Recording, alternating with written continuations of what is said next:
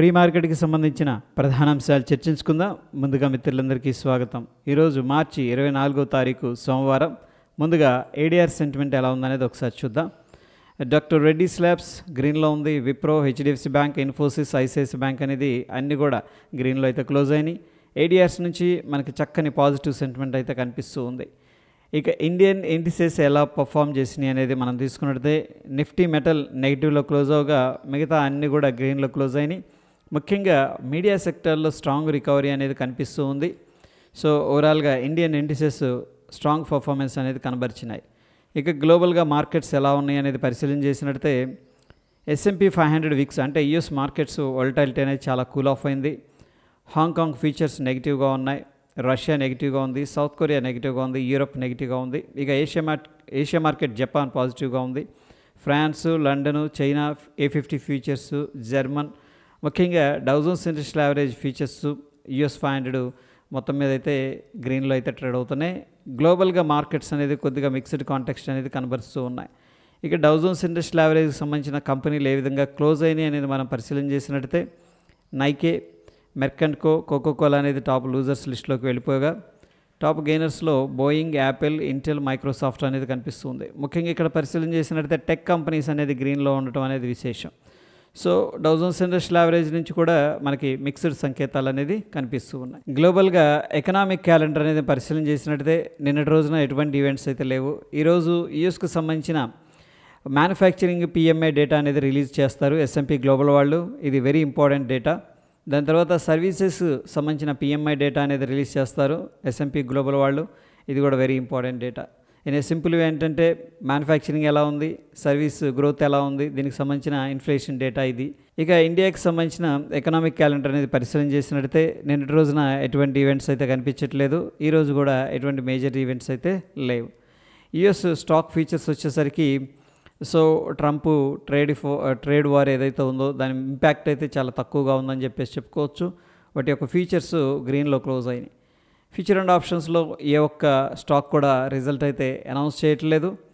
Stocks కొన్ని ban లిస్టులోకి వెళ్ళిపోయాయి. IndusInd bank, Polycab, Hindu కాపరు, వీటిల్లో మనం ఫీచర్స్ అండ్ ఆప్షన్స్ ట్రేడ్ చేయకూడదు. ప్రీవియస్గా బ్యాన్ లిస్టులో నుంచి మణప్పురం సేల్ అనేది బయటికి రావడం జరిగింది. సో వీటిల్లో మనం ఫీచర్స్ అండ్ ఆప్షన్స్ ట్రేడ్ చేసుకోవచ్చు. ఇక ప్రాబబ్లీ బిర్లా సాఫ్ట్, BSE అనేది బ్యాన్ లిస్టులోకి వెళ్ళడానికి పాసిబిలిటీస్ అయితే ఎక్కువ కనిపిస్తూ ఉన్నాయి. నిఫ్టీ హీట్ మ్యాప్ అనేది పరిశీలన చేసినట్టయితే BPCL, Apollo hospital, SBI life, L&T, Kotak bank and Bajaj finance ఇలా చాలా స్టాక్స్ అయితే గ్రీన్లో క్లోజ్ అవగా Hindalco, Infosys, Wipro, Titan, Trent, Tata steel అనేది నెగిటివ్లో అయితే క్లోజ్ అయినాయి. ఫ్యూచర్ అండ్ ఆప్షన్స్లో కొన్ని స్టాక్స్ పరిశీలన చేసినట్టు ముఖ్యంగా BSE, Idea, GAIL, NHBC, CAMS అనేది లాంగ్ బిల్డప్ అనేది జరుగుతూ ఉండగా SBIN, IndusInd bank, bank Baroda, Siemens, Hindustan లీవర్లో షార్ట్ కవరింగ్ అనేది జరుగుతూ ఉంది. CG పవర్, హ్యావెల్స్, హిందాల్కో, ఇన్ఫోసిస్, జియో ఫైనాన్షియల్లో షార్ట్ బిల్డప్ అనేది జరుగుతున్నట్టు చూపిస్తుంది. పాలీక్యాబ్, NMDC, భారత్ ఫోర్జ్, లోదా, ఇండిగోలో లాంగ్ అన్వైనింగ్ అనేది జరుగుతున్నట్టు చూపిస్తూ ఉంది. ఈ యొక్క ఓపెన్ ఇంట్రెస్ట్ అండ్ ప్రైస్ని మనం అనలైజ్ చేసినట్టయితే long side 54%, short side 15%, significant long 25%, significant short 4% అనేది కనిపిస్తుంది. మొత్తం మీద మార్కెట్స్ ఇంకా పైకి వెళతాయి అన్న ఎక్స్పెక్టేషన్లో పార్టిసిపెంట్స్ ఏంటంటే పొజిషన్స్ తీసుకున్నట్టు మనకు అర్థమవుతుంది. నిఫ్టీ ఫ్యూచర్ చార్ట్ అనేది మనం పరిశీలన చేసినట్టయితే గత 5 రోజుల నుంచి కూడా సిగ్నిఫికెంట్గా ర్యాలీ అనేది కనబరుస్తూ ఉంది. అయితే ప్రైస్ ఓపెన్ ఇంట్రెస్ట్ ప్రకారం ఏమర్థమవుతుందంటే ఇక్కడ ప్రైస్ ఏమో రైజ్ అవుతూ ఉంది, ఓపెన్ ఇంట్రెస్ట్ ఏమో తగ్గుతూ ఉంది. సో ఇంటర్ప్రిటేషన్ షార్ట్ కవరింగ్ అని చెప్పేసి చెప్పుకోవచ్చు. అంటే ఎవరైతే షార్ట్ చేశారో వాళ్ళందరూ కూడా రికవర్ చేస్తున్నారు అని చెప్పేసి చెప్పొచ్చు. ఇక ఈరోజు ఎటువంటి ఎక్స్పైరీ కూడా లేదు. పార్టిసిపెంట్ వాయిస్ డేటా అనేది మనం పరిశీలన చేసినట్టయితే FIS అన్నింటిలో కూడా గ్రీన్లో ఉన్నారు. ప్రొపరేటరీ గ్రీన్లో ఉన్నారు. క్లయింట్ మాత్రం అన్నింటిలో బేరిష్గా ఉన్నారు. DIs, ఇండెక్స్ ఫీచర్స్ బుల్లిష్గా ఉన్నారు. మిగతా అన్నింటిలో కూడా బేరిష్గా ఉన్నారు. సో FIS 7,470 కోట్లు క్యాష్ మార్కెట్లో ఇన్వెస్ట్ చేసినట్టు తెలుస్తుంది. స్టాక్స్ బై చేశారు, స్టాక్ ఫీచర్స్ కూడా బై చేశారు. FIS రిటర్న్ అయినట్టు తెలుస్తుంది కొద్దిగా. ఇక DIs విషయానికి వచ్చేసరికి 3,202 కోట్లు క్యాష్ మార్కెట్లో సేల్ చేసినట్టు తెలుస్తూ ఉంది. ఈసారి FIS 7,000 కోట్లు అంటే సిగ్నిఫికెంట్ కంబ్యాక్ అని చెప్పేసి చెప్పొచ్చు. ఇక ఇండియా విక్స్ అనేది మనం పరిశీలన చేసినట్టయితే 0.22% డ్రాప్ అయింది. అండ్ 13 కంటే కింద వచ్చింది కాబట్టి ఇండియన్ మార్కెట్స్ స్టేబుల్గా ఉన్నాయని చెప్పేసి చెప్పుకోవచ్చు. ఇక Dow Jones industrial average futures మనం అబ్జర్వ్ చేసినట్టయితే గత 2 రోజుల నుంచి కూడా వోల్టాలిటీ అనేది చూపిస్తుంది. ఈరోజు గ్యాప్ అప్ అయింది.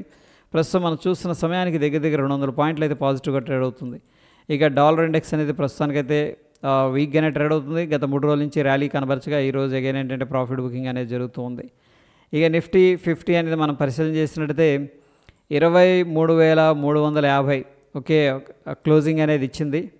అయితే ఫ్రెండ్స్ ఇక్కడ చూడండి బ్యాక్ టు బ్యాక్ గ్రీన్ క్యాండిల్స్తో సిగ్నిఫికెంట్గా రైజ్ అవుతూ వెళ్తుంది. మనకి ఇమీడియట్గా ఉన్న రెసిస్టెన్స్ లెవెల్ ఏంది అంటే 23,800 అని చెప్పేసి చెప్పుకోవచ్చు. సో ఇన్ బిట్వీన్ ఏదైనా కొద్దిగా ప్రాఫిట్ బుకింగ్ అయితే జరగవచ్చు, కానీ మనకి ఆ లెవెల్ అనేది వెరీ ఇంపార్టెంట్. దాని తరువాత ఏదైతే ఈ ట్రెండ్ లైన్ అనేది బ్రేక్అవుట్ అయిందో చూడండి 23,029 ఇది very important level. And round number కూడా 23,000 అనేది ఈ లెవెల్ అనేది బ్రేక్ డౌన్ జరగకుండా ప్రొటెక్షన్ అనేది చేసుకోవాలి. At the same time pull back ఒకవేళ మార్కెట్ అనేది తీసుకుందనుకోండి ఎక్కడ దాకా రావచ్చు అన్న విషయానికి వచ్చేసరికి మనం ఫిబొనాకీ అనేది డ్రా చేయాల్సి ఉంటుంది. ఎందుకంటే మనకి ఇంకా రివర్స్ అవ్వలేదు కాబట్టి ఇక్కడ మనం ఫిబొనాకీ అనేది డ్రా చేయలేకపోతున్నాం. బట్ ఎనీహౌ ప్రస్తుతం ఉన్న సిచ్యువేషన్లో 23,030 అనేది వెరీ ఇంపార్టెంట్ సపోర్టు. ఇక బిగ్గర్ పిక్చర్లో రెసిస్టెన్స్ వచ్చేసరికి 23,800. సో బ్యాంక్ నిఫ్టీ ఒక డబ్ల్యూ ప్యాటర్న్ లాగా ఉంది.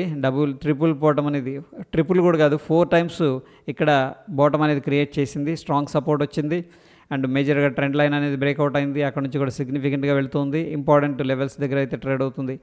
ఈ లెవెల్ అనేది బ్రేక్అవుట్ జరిగిందంటే ఫర్దర్గా అప్ సైడ్ అనేది వెళ్ళడానికి చాలా పాసిబిలిటీస్ అయితే కనిపిస్తూ ఉన్నాయి. ఇక గిఫ్ట్ నిఫ్టీ అనేది మనం పరిశీలన చేసినట్టయితే డైలీ టైం ఫ్రేమ్లో ఆల్రెడీ ఓపెన్ అయిపోయింది. ప్రీవియస్గా సాలిడ్గా ఇక్కడ క్లోజ్ అయింది. వెరీ గుడ్ అంటే క్యాండిల్ పాజిటివ్గా ఉంది. బట్ ఈరోజు ఏంటంటే మళ్ళీ గ్యాప్ అప్ అయింది. మనం చూస్తున్న సమయానికి 75 పాయింట్లు అయితే పాజిటివ్గా ట్రేడ్ అవుతుంది.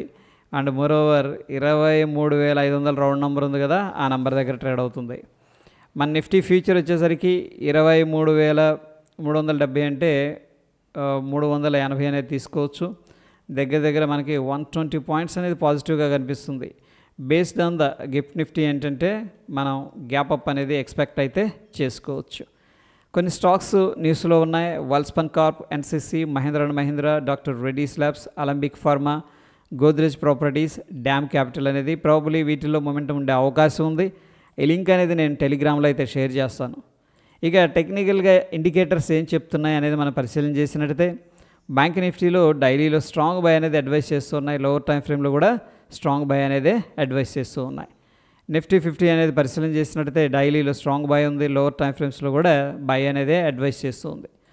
సో మొత్తం మీద నిఫ్టీ విషయానికి వచ్చేసరికి గ్యాప్ అప్ అయితే జరిగే అవకాశాలు చాలా మెండుగా కనిపిస్తూ ఉన్నాయి. 23,500 రౌండ్ నెంబర్ ఉంది.